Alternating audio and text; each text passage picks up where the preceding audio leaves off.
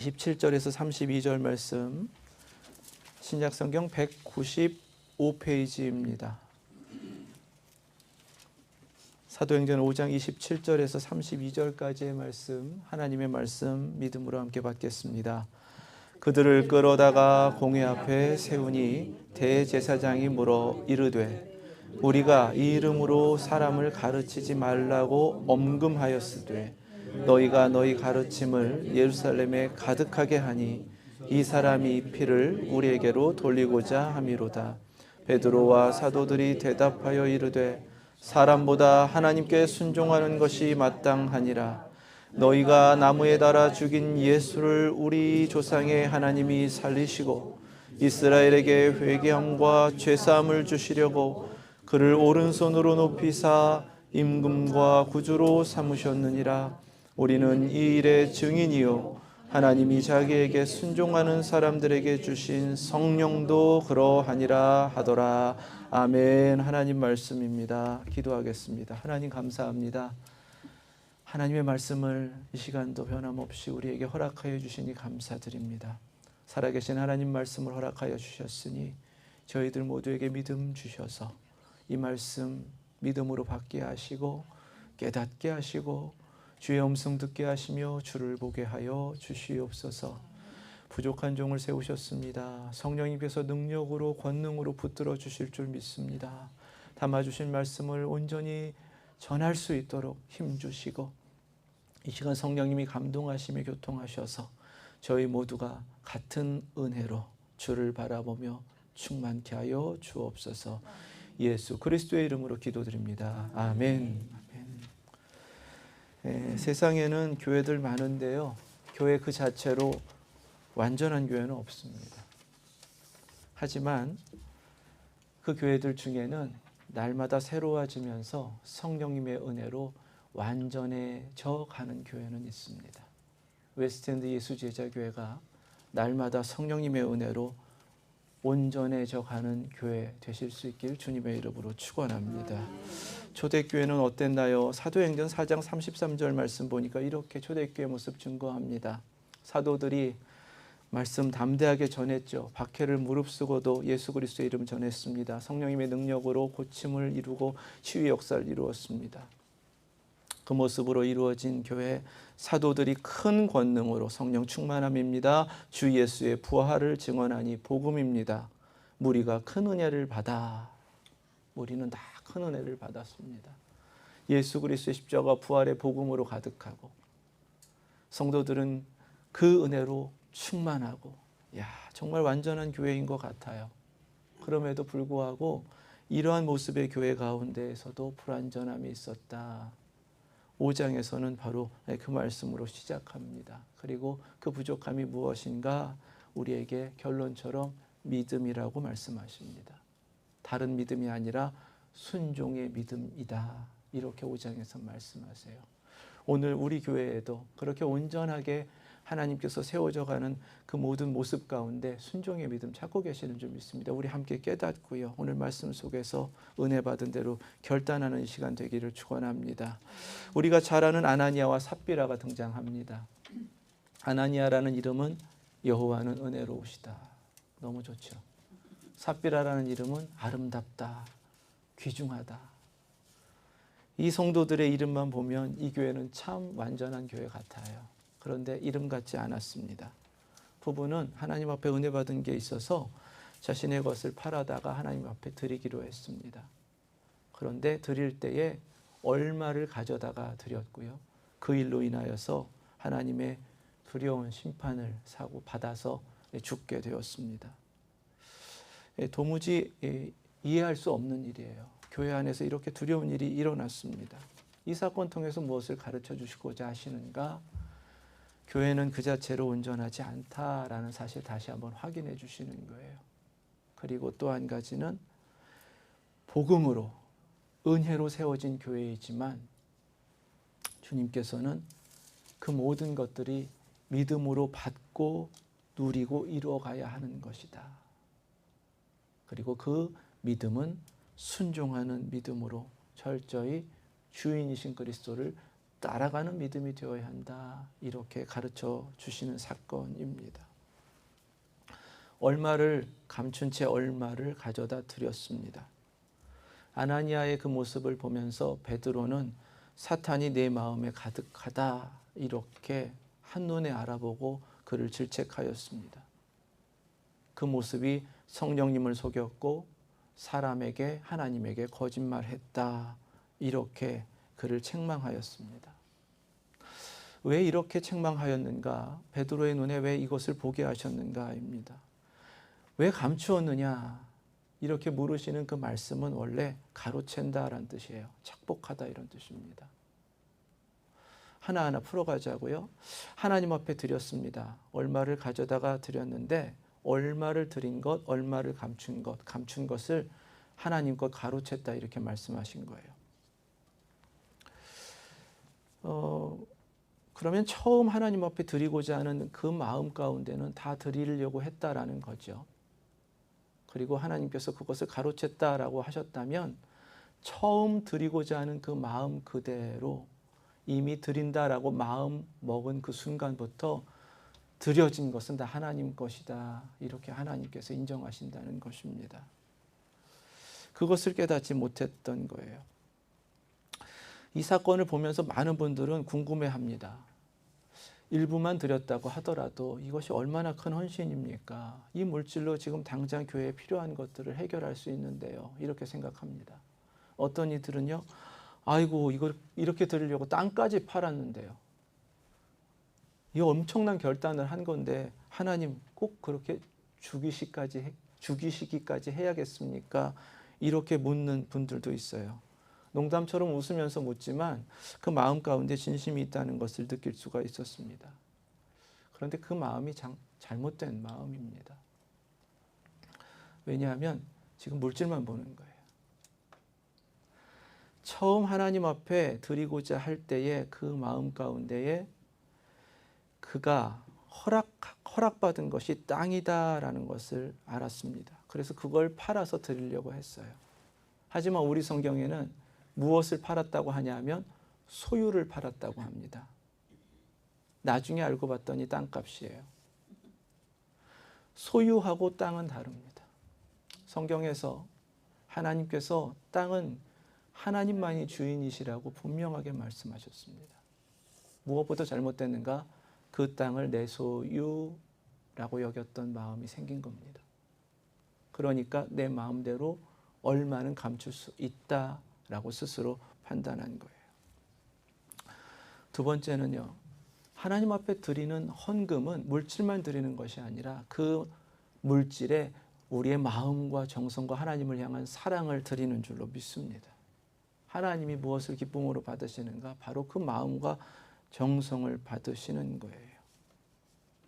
그런데 물질만 생각하면 하나님이 물질만 정말 받으신다고 그러면 죽이시지 않았겠죠. 그렇지 않겠습니까?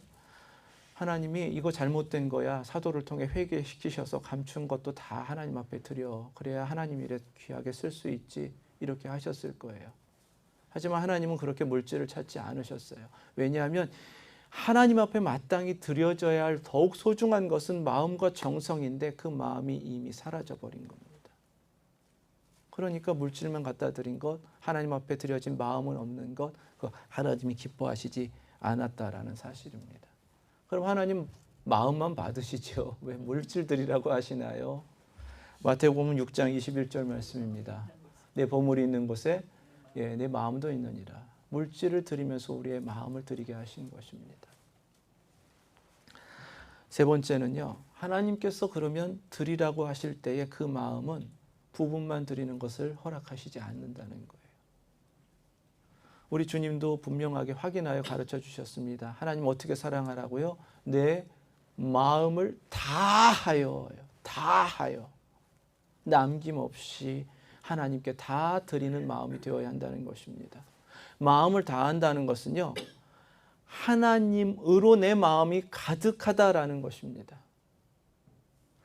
그런데 어느 순간에 자기의 생각이 그 마음에 들어왔다라는 것은 하나님으로 마음이 더 이상 가득하지 않다라는 것입니다. 하나님 그것을 허락하지 않으셨다라는 사실이에요. 그리고 왜 하나님으로 가득하지 않은 마음이 되었는가? 왜 마음의 한 귀퉁이가 그렇게 다른 생각으로 가득 차게 되었는가? 베드로의 눈에 한눈에 보인 것이 있습니다. 사탄이 가득하다. 사탄이 그 마음을 가로챈 겁니다. 베드로는 어떻게 이것을 꿰뚫어 볼 수 있었을까입니다. 성령님 깨닫게 하신 거예요. 자신이 경험했던 경험이 있었기 때문에 그렇습니다. 빌립보 가이사랴에서 주님께 고백했습니다. 주는 그리스도시요 살아계신 하나님의 아들이시니이다. 이 고백을 주님이 기뻐하셨습니다. 천국 열쇠도 주셨습니다. 교회를 내 위에 세우겠다고 약속하여 주셨습니다. 정말 베드로의 눈앞에는 영광만이 펼쳐졌습니다. 주님이 다 이루어 주실 것입니다. 그런데 나의 주님이 뭐라 그러셨냐 하면 이제 내가 고난받고 죽임당하고 제3일에 다시 살아나리라 이렇게 예고해 주셨습니다.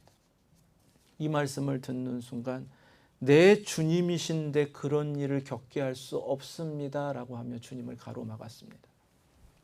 주님이 하시는 말씀인데 자기가 반대하며 나섰습니다. 항변했다 그러죠. 주님을 붙들었습니다. 그때 주님이 뭐라 그러셨냐 하면 내가 하나님의 일을 생각하지 아니하고 도리어 사람의 일을 생각하는 도다 이렇게 꾸짖으셨어요. 이 꾸짖으심은 사탄아라고 그를 꾸짖으시면서 하신 말씀이었습니다. 어느 순간에 베드로의 마음이 주는 그리스도시요 살아계신 하나님의 아들이십니다. 주님으로 가득했던 그 마음이 한 귀퉁이가 사탄에게 빼앗겨버리고 그러니까 하나님의 일만 생각해야 하는데 사람의 일을 생각하기 시작한 겁니다. 이것이 사단의 역사라는 거예요. 하나님으로 가득한 마음은 하나님의 일만 생각하는 줄로 믿습니다. 그런데 사탄은요 이것을 유혹합니다. 이것저것 따지게 만듭니다. 그래서 자기 일도 사람 일도 이것저것 복잡하게 만들어요. 어느 순간에 마음을 하나님으로 가득해야 되는 이 마음을 빼앗기게 되는 것입니다. 이렇게 마음을 사단에게 빼앗긴 채 거짓을 감추며 아무리 꾸짖어도 회개하지 않는 아나니아는 심판받았고 삽비라도 여전히 그 거짓을 감추고 있었기 때문에 하나님의 두려운 심판을 받았던 것입니다. 어떻게 해야 하는가? 우리 주님이 이러한 흔들렸던 베드로에게 그리고 제자들에게 가르쳐 주신 말씀의 비결이 있습니다. 그 말씀이 바로 24절입니다. 제자들에게 이르시되 누구든지 나를 따라오려거든 이렇게 말씀하셨습니다. 제자들에게 당연히 주님을 따라와야 된다라고 하신 말씀인데 이것을 다시 확인해 주신 이유는 여기에 있습니다. 주님이라면 종은 주님을 따라오는 거야 이렇게 말씀하신 거예요. 따라오라는 것은 무엇을 요구하시는 건가요? 순종입니다. 우리의 마음을 어떻게 지킬 수 있는가? 때때로는 우리의 연약함, 우리의 부족함 때문에 흔들릴 수도 있어요. 사탄이 어느새 틈을 비집고 들어와서 이상한 생각도 집어넣을 수 있습니다. 그때에 먼저 허락하신 하나님, 먼저 깨닫게 하신 하나님의 뜻 앞에 나를 순종하여 드리면 사단의 괴계를 물리치고 우리의 마음을 온전하게 하나님의 뜻으로 가득하여 그 영적인 승리를 이루어가게 될 줄로 믿습니다. 우리 내면 가운데 이 영적 전쟁이 있다는 거예요. 우리는 그냥 눈에 보이는 대로 내가 그냥 연약하기 때문에 그럴 수 있다고 흔들릴 수 있다라고 여길 수 있는지 모르지만 하나님은 그것을 용납하지 않으십니다. 하나님은 우리의 마음이 하나님을 주로 모셨으면 주인이신 하나님으로 가득하기를 원하신다는 사실 깨달으시고 이 시간 결단하실 수 있게 주님의 이름으로 축원합니다. 그래서 영적 전쟁을 어떻게 하는 것인가? 야고보서 4장 7절 말씀입니다. 그런즉 너희는 하나님께 복종할지어다 마귀를 대적하라 그리하면 너희를 피하리라. 아멘. 마귀를 어떻게 대적한다고요? 하나님께 복종하는 겁니다. 영적 전쟁은 순종하여 이기는 것입니다. 순종의 믿음으로 우리 내면에 끊임없이 일어나는 영적 전쟁을 승리하시는 저와 여러분들 되실 수 있기를 주님의 이름으로 축원합니다. 아나니아와 삽비라 일로 굉장히 두려운 일이 교회 안에 있었습니다. 그러니까 성도들이 백성들이 다 두려워할 수밖에 없었어요. 하지만 믿는 사람들은 계속해서 교회로 나와왔습니다. 그 사람들 가운데는요, 병들고 귀신 들린 사람들도 많았습니다. 그런데 성령님이 역사하셔서 권능으로 치유하는 역사가 계속 이루어지는 거예요. 나날이 날마다 그 숫자가 늘어난다 성경에서 증거하고 있습니다. 얼마나 아름다운 모습인지 몰라요. 이때에 하나님은 사도들이 다시금 붙들려서 옥에 갇히게 만드십니다. 단지 이 모습을 바라보던 대제사장과 서기관들이 교회를 시기하여 사도들을 시기하여 그들을 붙들어 옥에 가뒀다라고 말씀하세요. 그런데 여기에는 하나님의 뜻이 있었습니다. 그렇게 붙들려 가게 하신 주님은 사자를 보내십니다. 옥에 갇혀 있는 그들을 옥을 열어서 풀어주십니다. 여기 말씀 보니까요, 끌어내어 이렇게 말씀하셨어요. 끌어내어. 끌려가게 하시고 다시금 끌어내시는 겁니다. 그리고 주신 명령이 가서 성전에 서서 이 생명의 말씀을 다 백성에게 말하라, 이렇게 명령하여 주셨습니다. 지금 옥에 가두신 뒤에, 갇히게 하신 뒤에 다시금 옥문을 여시면서 끄집어내시는 거예요. 그때가 새벽이었습니다.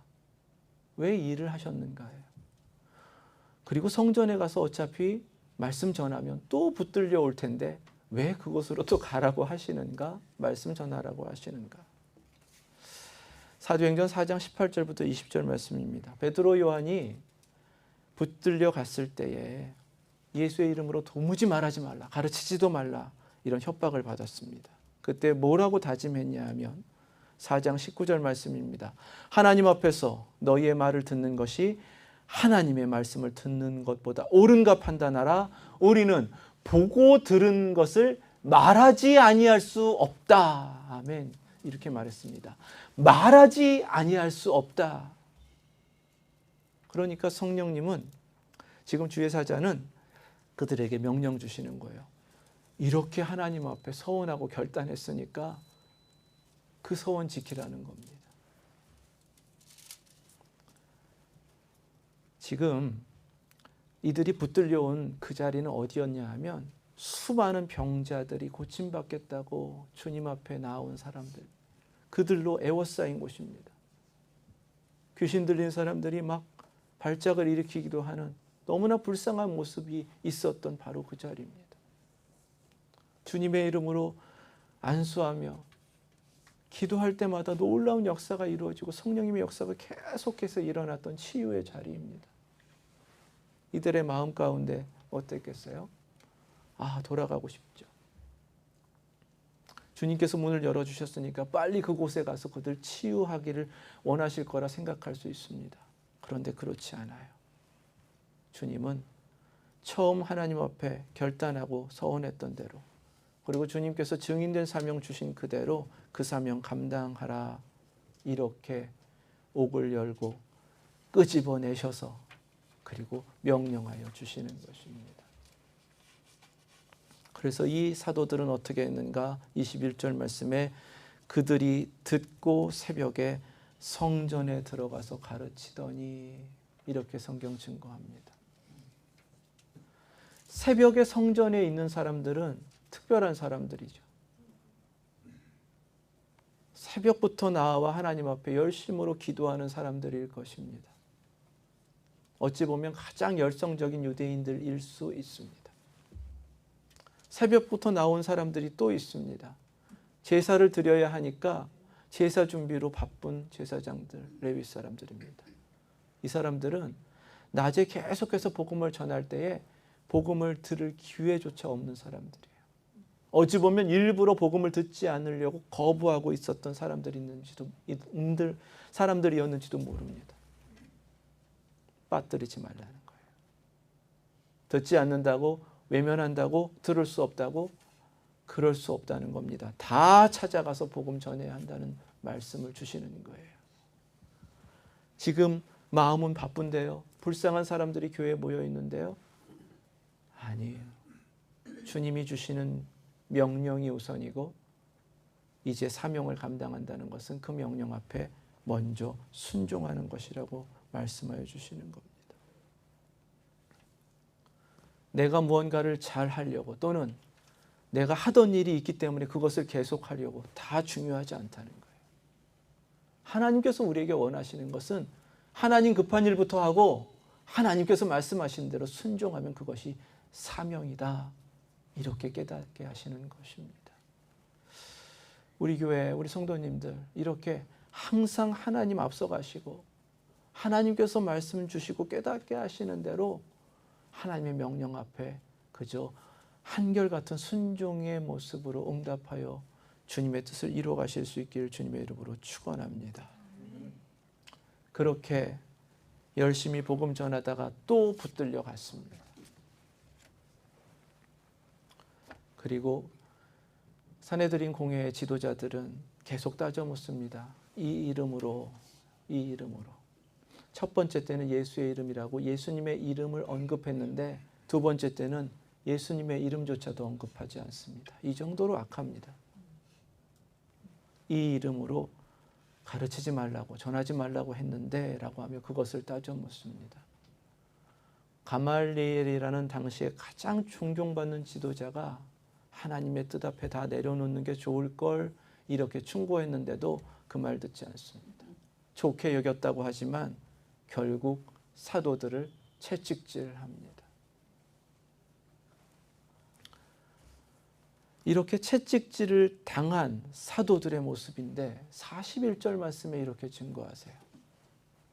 사도들은 그 이름을 위하여 능욕받는 일에 합당한 자로 여기심을 기뻐하면서 공회 앞을 떠나니라. 아멘. 채찍질을 맞았단 말이에요. 그런데 채찍질을 맞고 그리고 공회를 떠나면서 그 모습이 기뻐하더라는 겁니다. 그런데 무엇 때문에 기뻐했냐 하면 내가 이제 우리 주님께서 인정하셔서 이만한 시험도 감당할 수 있다고 인정하셔서 이렇게 능력도 받는다. 이걸 기뻐했다는 겁니다. 우리 주님께서 이만큼 믿음 인정해 주셔서 이런 환난과 어려움도 겪게 하신다. 라고 기뻐했다는 겁니다. 우리 주님은 감당할 시험만 허락하여 주시는 줄로 믿습니다. 우리 인생 가운데 어려움이 있을지라도 같은 기쁨으로 하나님 앞에 감사하실 수 있기를 축원합니다. 아, 주님이 이만큼 나를 바라보시니까 이것도 감당하라고 허락하시는 것이구나. 그 믿음으로 굳게 서셔서 주님을 의지하시고 이미 허락하신 그 기쁨 놓치지 않으시길 주님의 이름으로 축원합니다. 베드로전서 4장에서는 그래서 이렇게 증거합니다. 4장 13절 14절 말씀이에요. 오히려 너희가 그리스도의 고난에 참여하는 것으로 즐거워하라. 이는 그의 영광을 나타내실 때에 너희로 즐거워하고 기뻐하게 하려 함이라. 너희가 그리스도의 이름으로 치욕을 당하면 복 있는 자로다. 영광의 영 곧 하나님의 영이 너희 위에 계심이라. 아멘. 사도들에게 어떠한 기쁨 하셨나요? 지금 사도들은 그냥 말씀 앞에 순종했을 뿐입니다. 새벽같이 성전에 달려가서 말씀 전했을 뿐입니다. 또 다시 붙들려 와서 이번에는 매질까지 당했습니다. 하지만 그 고난 가운데도 주님께서 나의 믿음을 보고 계신다. 나의 순종을 보고 계신다. 이 확신 속에서 기뻐할 수 있었습니다. 사명자는요, 순종하면서 기뻐하는 사람들입니다. 다른 것이 아니라 이 순종의 믿음을 바라보시는 주님의 기쁨을 바라볼 수 있기 때문에 내가 겪는 환난이나 어려움, 고난이 문제가 아니라 나를 향하신 주님의 마음을 품고 주님의 시선을 느끼며 기뻐할 수 있는 것, 그것이 바로 우리에게 허락하여 주신 순종의 믿음인 줄로 믿습니다. 42절 말씀이에요. 그들이 날마다 성전에 있든지 집에 있든지 예수는 그리스도라고 가르치기와 전도하기를 그치지 아니하니라. 아멘. 우선순위가 바뀌었죠. 병자들이 많고 보살피고 섬겨야 될 이들이 많이 있지만 그보다 더 소중한 건 무엇입니까? 복음 전하는 거예요. 예수는 그리스도라고 가르치고 전도하는 것입니다. 주님께서 교회에게 찾으시는 가장 우선된 사명이 여기에 있는 거예요. 이거 잊어버렸잖아 그러시는 겁니다. 다시금 회복하라고 때때로는 고난도, 가던 길도 막히는 큰 장애물도 허락하시면서 우리를 깨닫게 하시고 주님의 사명의 길로 다시금 허락하여 주시는 줄로 믿습니다. 채찍질 당하기 전에 신문당하는 베드로와 사도들의 모습, 그를 통해서 증거했던 바로 그 말씀을 우리의 고백으로 삼고 또 주님 앞에 그렇게 고백하기를 원합니다. 이 사람의 피를 우리에게 돌리고자 함이로다. 이러면서 사도들을 엇박하며 예수의 이름으로 다시는 말하지 말라고 계속해서 협박했습니다. 그때 베드로와 사도들 5장 29절 말씀입니다. 사람보다 하나님께 순종하는 것이 마땅하니라. 사람보다 하나님께 순종하는 것이 마땅하니라. 우리의 신앙에 이 고백과 결단이 있으시기를 주님의 이름으로 축원합니다. 그래야 증인된 사명 감당합니다. 32절 말씀이에요. 우리는 이 일의 증인이요 하나님이 자기에게 순종하는 사람들에게 주신 성령도 그러하니라 하더라. 아멘. 우리가 증인이고요. 우리 안에 계신 성령님도 증거하신다는 고백입니다. 그런데 증인은 누구인가? 하나님이 자기에게 순종하는 사람들. 증인은 하나님께 순종하는 사람들입니다. 예수 그리스도의 십자가와 부활의 복음으로 넘친 교회. 그럼에도 그 복음은 믿음으로 받는 것이고 순종의 믿음으로 전하는 것이다. 이렇게 깨닫게 하셨습니다. 한없이 넘치도록 부어주시는 그 은혜로 가득한 교회에게 그 은혜도 믿음으로 받는 것이고 순종의 믿음으로 계속해서 누리는 것이다. 이렇게 말씀하여 주셨습니다. 하나님 앞에 우리 빠뜨림 없이 하나님으로 가득한 그 온전한 마음으로 우리 자신을 내어 드리시고 순종하는 믿음으로 주님께서 친히 이루어 가시는 영적 승리와 사명자의 기쁨을 누리시는 웨스트엔드 예수 제자교회 되실 수 있기를 주님의 이름으로 축원합니다. 기도하겠습니다.